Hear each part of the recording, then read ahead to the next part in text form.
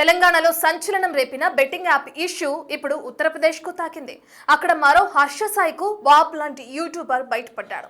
ఇమ్రాన్ ఖాన్, భయ్యా Sunny Yadav, Harsha Sai, local boy Nani వీళ్లను కలిపితే ఈ యూపీ బ్యాచ్కు సమానం. ఇక్కడ ఉన్న ఇతని పేరు అనురాగ్. 25 ఏళ్లే. కానీ మనోడి ఆస్తి ఎంతో తెలుసా? అక్షరాల 100 కోట్లు. అసలు ఈ అనురాగ్ ద్వివేది ఎవరు? అతనికి ఇన్ని కోట్ల విలువైన ఆస్తులు ఎలా వచ్చాయి? సోషల్ మీడియా స్టార్ ఇప్పుడు ఈడీ రాడర్లో ఎందుకు వచ్చాడో చూద్దాం. ఉత్తరప్రదేశ్లోని ఉన్నావ్ ప్రాంతానికి చెందిన అనురాగ్ ద్వివేది తన పేరు మీదనే యూట్యూబ్ ఛానల్ నడుపుతున్నాడు. 7.11 మిలియన్ సబ్స్క్రైబర్లు ఉన్నారు. ఇక ఇన్స్టాగ్రామ్లో 2.4 మిలియన్ ఫాలోవర్స్ ఉన్నారు.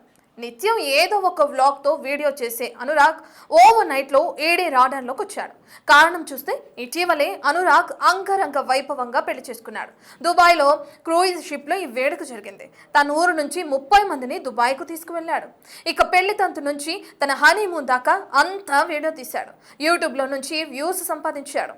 దీంతో మనోడికి సంపాదన అంతా ఎక్కడి నుంచి వచ్చిందంటూ జనం ఆరాలు తీయటం మొదలుపెట్టారు. ఈ నోట ఆ నోట అనురాగ్ పెళ్లి వీడియో ఈడీ దగ్గరికి వెళ్ళింది. అంతే సంపాదన మొత్తం బయటపడింది. మనోడు చేసేది వీడియోలు. ఆ తర్వాత సంపాదన కోసం బెట్టింగ్ యాప్స్ ప్రమోషన్లు మొదలుపెట్టాడు. Dream11 అనే బెట్టింగ్ యాప్లో గేమ్స్ ఆడడం ప్రారంభించాడు. అక్కడి నుండి అతనికి డబ్బు రావడం ప్రారంభమైంది.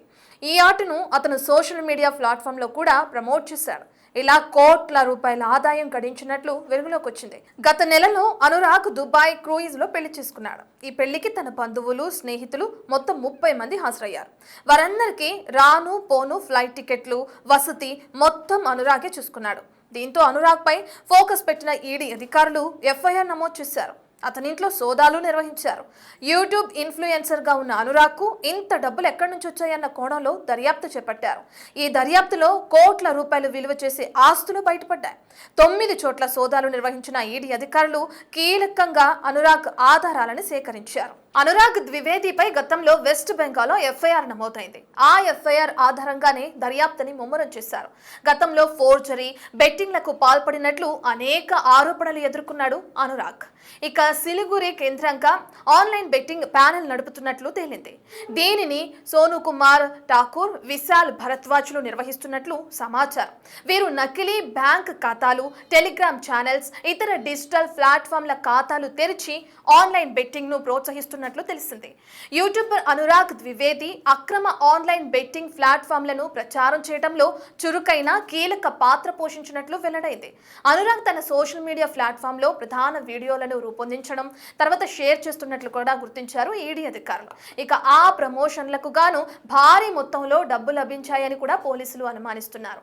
ఈ డబ్బులను హవాలా నెట్వర్క్ ద్వారా నకిలీ ఖాతాలు ఓపెన్ చేసి విత్డ్రా చేసేవాడని అనుమానిస్తున్నారు. అనురాగ్ కుటుంబ సభ్యులు బ్యాంక్ ఖాతాలను పరిశీలిస్తున్నారు ఈడీ అధికారులు. ఈ తనిఖీల్లో పెద్ద మొత్తంలో డబ్బు వచ్చినట్లు ఆధారాలను సేకరించారు.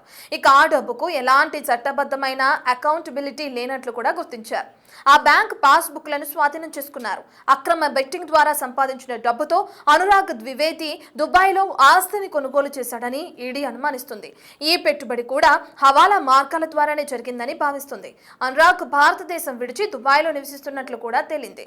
ఈడీ అతనికి పలుమార్లు సమన్లు జారీ చేసినా ఇప్పటి వరకు విచారణకు హాజరు కాలేదని చెబుతున్నారు దర్యాప్తు అధికారులు.